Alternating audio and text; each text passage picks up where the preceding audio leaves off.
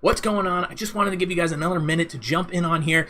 Welcome to the master class. I'm so excited that you're taking the time to join me. If you're here, put it into the chat. Let me know where you're tuning in from, what's going on. Do you have your cookies and milk ready? Do you have your coffee ready? Do you got your pen and paper ready? Are you ready for this? We are going to go in deep. It's going to be insane. If you are starting a dog training business and you do not understand this fundamental skill, you're going to be spinning your wheels. Okay, now if you do understand it, like the big dog trainers do, then you're going to have a phenomenal opportunity to catapult your business if you're just starting, grow your business if you're been a trainer for a while, or jump into dog training knowing a lot more than so many other dog trainers. Dog trainers primarily focus strictly on training dogs, and that's fantastic. That's 90% of your job. But the other 90% of your job, right, is business. Everything you do revolves around business, okay? So you can't just be an exceptional dog trainer. You have to be an exceptional business owner. If you're not an exceptional business owner, a business operator, it's not going to work for you. But understanding dog training and understanding business will get you nowhere if you do not know how to become a top dog in the space, all right? So I'm excited that you guys are here. Totally awesome. Florida, fantastic. Okay, so we're going to get into this. I'm going to pull up my presentation here. If you have questions, put them into the chat, and I'll try to get to them. Most likely at the end, we'll do a whole bunch of questions at the end. I'm excited that you guys are here. Get out a pen and paper. Start taking notes. Start writing stuff down. I don't want you to miss anything. This right here, what I'm going to talk about today, once I unlocked it in my business, once I figured it out, it made a world of difference. All right, so let's jump into it. So the top dog trainer master class. First off, we have to decide, what is a top dog trainer? I'm a definition guy. I like to think in terms of definitions, right? So when you think of a top dog trainer, what are you thinking of? For me, it's somebody who has succeeded not only in the realm of training, right? Because there's plenty of trainers who do a phenomenal job that you and I might realize, right? Like trainers that we know, Ken Ramirez, Fenzi Dog Sports Academy, and Denise Fenzi, right? Those trainers are phenomenal. They're fantastic trainers. But I don't consider them a top dog trainer in terms of business. And it's simply because they're well known in the dog training space, which is a very niched group of people. They're not well known as a common household name. All right? What you want to become is a common household name.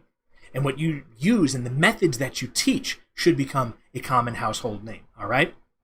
So what is a top dog trainer? What is it to you? Now, once you identify what a top dog trainer is, you start to realize that the big successful ones all have become experts.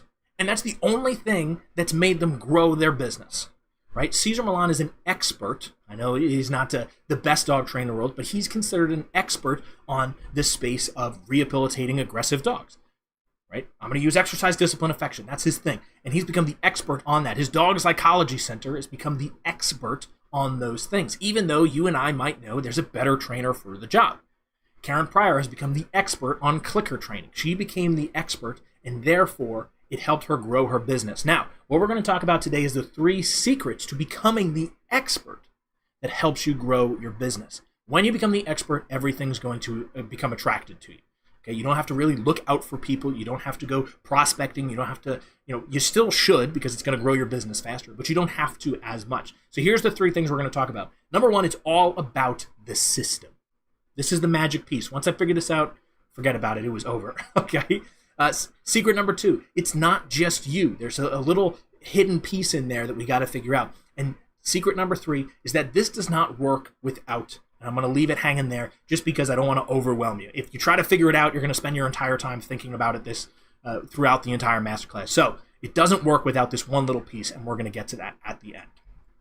So it's all about the system. What do I mean the system? I've already mentioned Cesar Millan. I've already mentioned Karen Pryor, and I'm going to mention William Kohler. If you've read the book, The Kohler Method, that is a system. Cesar Millan's system is exercise, discipline, affection, and Karen Pryor's system is the 10 laws of shaping. These systems have become more famous than the individuals that they invented them. I have spoken with dog owners who know exercise, discipline, or affection, and they know what clicker training is, but they have never heard of Cesar Millan or Karen Pryor. Dog trainers primarily know the William Kohler method because of the famous book, The Kohler Method. That was the first big system presented to dog owners, and they ate it up. They said, oh, that's fantastic. I'm going to do everything Kohler says. The system became famous. Kohler got dragged along with it. So it's all about the system. The system is key. Most dog trainers feel like they have a system. Well, this is my techniques. This is my methods for training dogs. And that's totally fine. What we want to do is get it down on paper. We want to solidify it. And then we're going to refine it, make it perfect. Right? Cesar Millan didn't have a perfect system when he first got to somebody's house. Right? He had to do thousands and thousands of dogs. And he goes, these are all very, very similar. Right? If I say the same thing, people seem to understand exercise, discipline, affection is a really good model. It's a really good 3-step process. Karen Pryor didn't come up with the 10 laws of shaping until she had done it a lot. She was like, oh, okay, these are the things that people need to consider. And then I'm going to test it. I'm going to refine it. So the system is key. The system, really the goal of the system is to get a result. Right? The system gets the result. And the catalyst for the system is Cesar Millan, Karen Pryor, Kohler method, and you. You are the catalyst. You become the expert on the system. That is the secret. That's what all big dog trainers do. That's what all big companies do. Think about Apple for a second. Think about Apple. Apple has become the expert on smartphones. I personally cannot stand Apple, but they are the expert on smartphones because they were one of the first people to bring the smartphone to the world. So because they were the first person to bring the method, the style, the technique, because they were the first person to do it, they can then become the expert on it and say, hey, well, that's not how we used to do it, and that's not what you should do. Everybody else ends up becoming copycats of them. All other smartphones are copycats of the iPhone in most cases, right? And that's what the majority of people see. So if someone then tries to steal the method from Cesar Millan, right, his method of exercise, discipline, affection, if someone tries to steal that, they just become a copycat of Cesar Millan, the dog whisperer. Right? Clicker training. Oh, you're a dog trainer who uses clicker training. That's Karen Pryor's method. We all know clicker training is Karen Pryor's method. She popularized it. So what you need to do, and what we're going to do today in step 2, is create. We're actually going to do this together. We're going to create your signature training system. When you create a signature training system, you immediately become the expert on it, and it does some other things for you. So we're going to get into that. But the system is key. If you do not have a system and you're just willy-nilly going into the night, you're not going to become an expert. You're not going to become famous on this. All right? All right, so moving on to our secret number 2. Secret number 2. It's not just you. Your system is not just you as a person. It's not just Cesar Millan. It's not just Karen Pryor. It's you plus your experiences, your obstacles, and your knowledge. It's everything that you've done over the past however many dogs you've trained. I trained 12,000 dogs before I came up with my canine success system. Okay, it was a 6-sided canine success system. It's 6 pieces to it, and there's 3 tridents to it. Okay, so my system has kind of, actually, I'll show you guys. Let me show you guys. All right, so my system here is a hexagon. Tell me if you guys can see this. You should be able to. Whoop. Oh, it's not letting me do it. What's that about? There we go. Okay. So I got a hexagon here. You guys see the hexagon? And it's broken apart like this. So I got 1, 2, 3, 4, 5, 6. And then we got 2 questions over here and 1 send-off. So this is how it works, right? My number 1 here is precision. What do I want the dog? Actually, let me go over the questions first. There's 2 questions here. So the first question is, what do I want the dog to do? Right? You have to get clear on what the training goal is. What do I want the dog to do? My second question is, how well do I want them to do it? And then my send-off is, how do I get them to do it forever? How can I encourage them? How can I reward them? You know, in some cases, how can I punish them or limit the ability to get rewarded? Those are the 3 tridents to this. So what do I want my dog to do? Then leads to my first and my second step. Number 1, the precision. What exactly do I want them to do? I want them to sit at my leg in a heel. I want them to go lay on their bed. I want them to walk next to me, whatever it may be. So that's precision. Step 2 is when I say it, when I don't say it. I want them to respond when I ask them to do something. I don't want them to respond when I don't ask them to do it. That's what do I want my dog to do. That's that first trident. Okay, I'm not going to go through all of it, but I hope you start to understand that this system now allows me to teach in every facet that I possibly can, right? So I've made podcast episodes based off this system. All of the dog training clients that I help, I use my system. My book is based off my system. I've created something that enables me to push out into the world all of my knowledge because I'm the expert on this system specifically. I've immediately become the expert. Not by training 12,000 dogs, not by having an animal science degree, which I do, right? Not by having thousands of certifications or whatnot.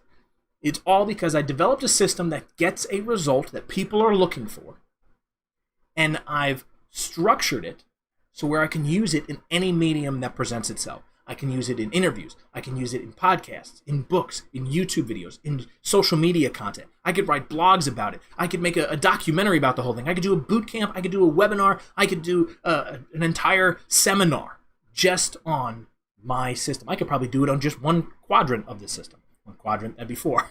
One trident of the system. All right? So we're going to build out your system, and there's 3 steps to this. We're going to brainstorm your ideas, your systems. We're going to simplify it, and then we're going to test and refine it. So we're actually going to do that together. So what I want you to do, and I'm going to write down some things here. What I want you to do is get a pen and paper, and you're going to write down what is the problem that you help people with. What is the problem that you're trying to solve? Let's say it's reactivity. My pen is laggy here. Okay, let's say it's reactivity. And what I want you to do is start thinking about all of the different things that have to relate to reactivity.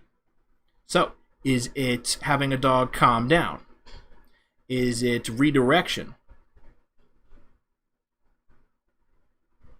All right, we got to think about rewards, right? What does the dog like? Rewards. We got to think about, let's see, what else? Put it in the comments there. Put it in the chat. What else can we think about when it comes to reactivity? Distance.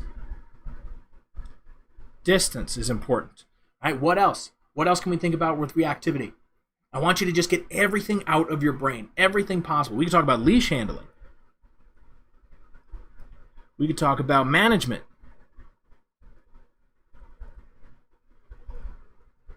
Okay, we could talk about timing. Right? So what you do is you get everything out of your brain that you possibly can. You get it all out. You have your problem in the center, and you branch out all of the different techniques, all of the different solutions, everything you can think about. Then you're going to change colors. So if you got different colors, fantastic. If you don't have different colors, that's totally fine. And you're going to start to group these things together. So let me think about it. Let's think. Timing and rewards probably go together. And I'll explain that in just a second. Let's do red for management, distance, leash. And we'll do one more color. We'll do green, redirection, and common. Okay, so now we've simplified this. We now understand that there's 3 different pieces to the reactivity system that we're trying to create. All right? And when we look at this, we might say, all right, well, common redirection, that might happen in the moment. How do I redirect my dog and calm them? So we're going to say in the moment. In the moment. All right? Now let's look at timing and rewards. That's kind of like technique.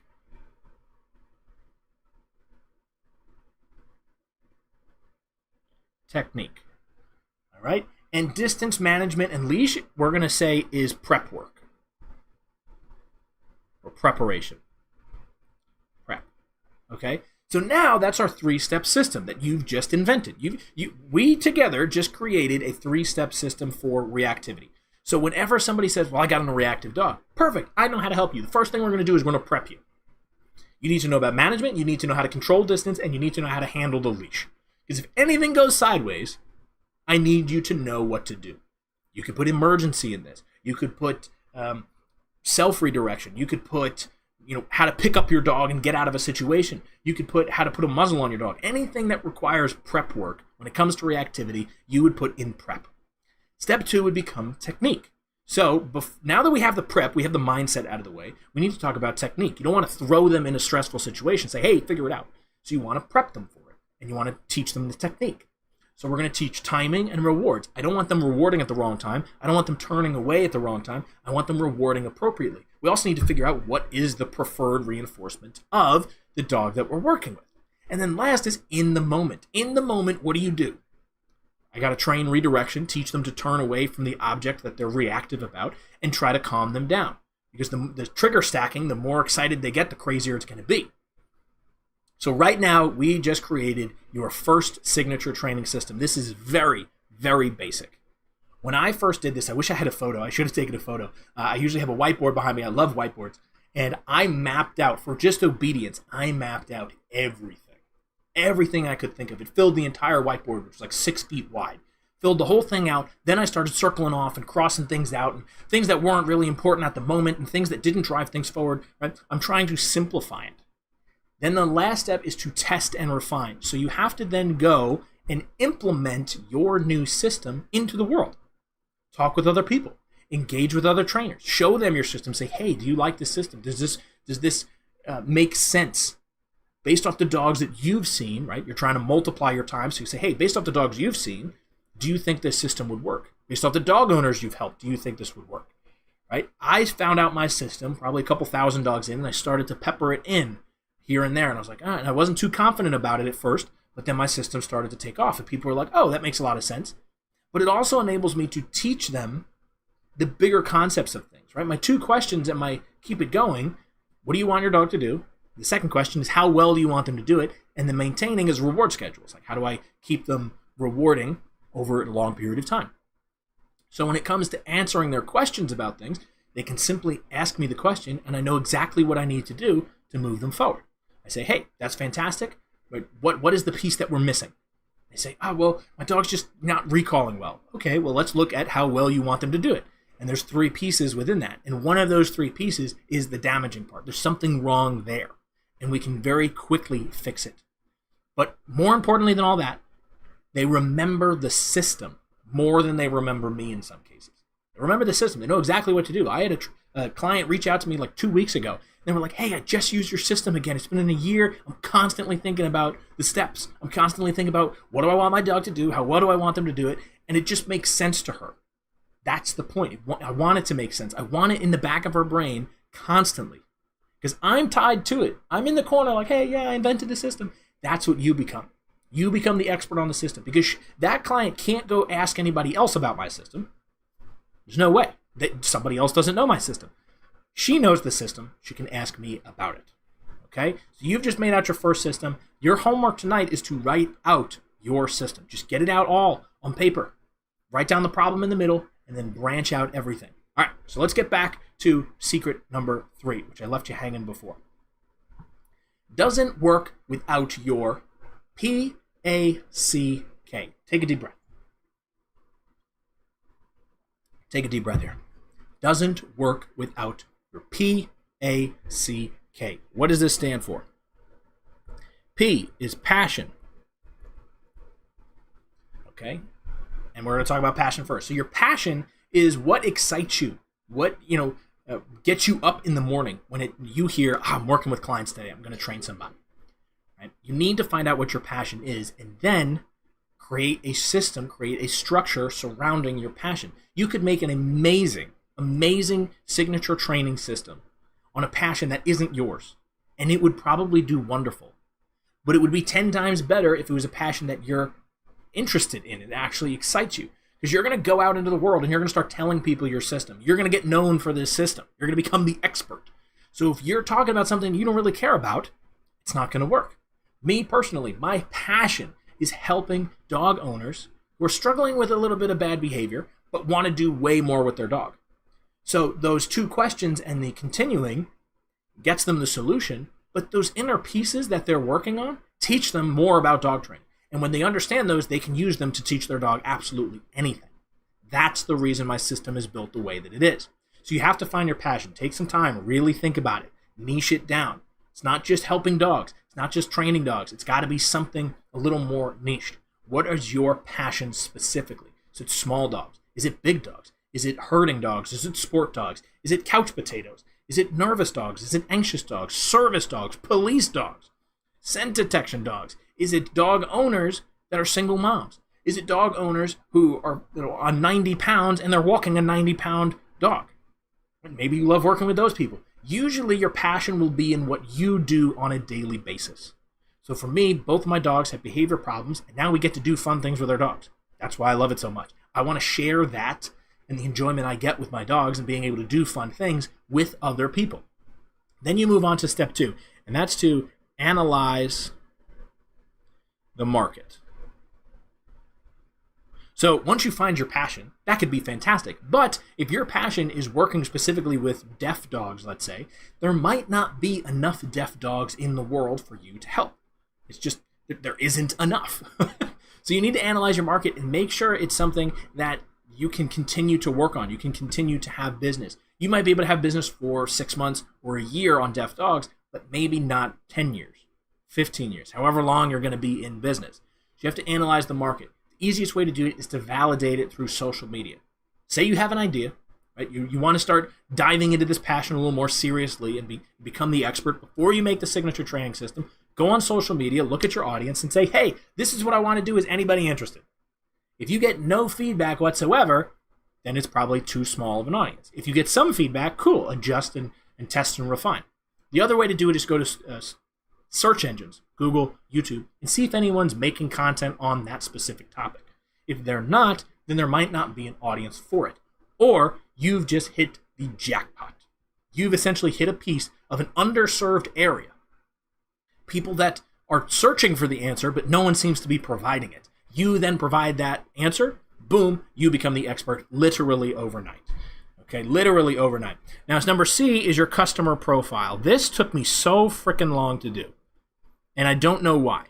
I do know why, actually. It was because I was scared. I was trying to look for the fast answer. I was like, well, if I just keep pushing things out on social media, if I just get out there enough, if I'm at the dog park enough, if I'm talking to trainers enough, if I'm doing a live event enough, if I'm doing all this stuff enough, people will come to me. And I ended up attracting the wrong people. I get people who didn't really care about training, weren't really listening, who just wanted a very quick solution, and then they were just going to let their dog be a couch potato. Those aren't the people I wanted to work with. So instead, I created a customer profile. You want to find in your passion, in your checked off, analyzed market, somebody who's going to represent who you're talking to. Okay, who is it that you're having a conversation with when you're thinking about your signature training system and building it out? Who's the person you have a conversation with when you're making social media or YouTube? Right? Put a name to it, put an age, put a dog breed, right? Is it Bob with a German Shepherd and he lives alone but he's 45 and life's just been rough on him and he's a mailman? Like, just think about their living situation, because you're going to understand better where they're hanging out, what their problems are, what their goals are, what struggles they have, maybe the past experiences. You could go on and on creating this whole fictional character. You don't have to do that. All you need to do is at least have an image in your mind of who you're talking to when it comes to creating the customer profile. And that leads us to the last piece, which is key channels. Okay, and this is where things changed for me. I figured out my passion and who I was trying to target and work with. I created a signature system around it. I analyzed the market. I made sure there was people out there that wanted this. I made my customer profile, which happened to be a past client. That's totally fine. You can just use somebody you've worked with and say, I loved working with that person. They were my favorite person. I'm going to work with that person forever. And that's who I ended up making my client, my customer profile. And then I figured out, what are the key channels that person's hanging out on? I'm just going to post on there. My podcast and my book. That's where it was. Once I figured that out, my podcast and my book, all my clients started coming from the podcast and the book. They weren't coming from social media. They weren't coming from YouTube. They were coming from the podcast and the book. And because I had spoke to them specifically, already kind of teaching my signature system through the podcast and the book, when we got into one-on-one training together, they were like, oh my God, this is amazing. Literally, the client said to me, my customer profile avatar, the person, the real person who inspired that person, said, it's like I'm talking to someone famous. This is awesome. She was starstruck because she had listened to the podcast so much. She knew what I was talking about. It's essentially like somebody listening to an album over and over and over. They know every word. They know what you're talking about. They have it. They're like, I get it. And you're the expert on it. And I'm talking to you. That's how excited she got. So when you find the passion, you analyze the market, you have a clear picture of who you're talking to, and then you start posting on these key channels, or you start going to these key channels. It could be the dog park because you work with puppies, right? You want to help them socialize better. So you catch people before they get to the dog park. Fantastic, right? You just want to find these key channels and you want to start talking to them where they're at. That's going to make you the expert. Everybody's going to know you within that key channel. You don't have to be everywhere. That's the biggest mistake new business owners make in general. They try to be all over the place. You don't have a massive team. You don't have thousands of employees or hours of video log that someone else is going to sift through and make content for you. You don't need to focus on that. Focus on one. Get it down pat. Get it solid. You become the expert on that key channel within that passion for the specific person that you want to help.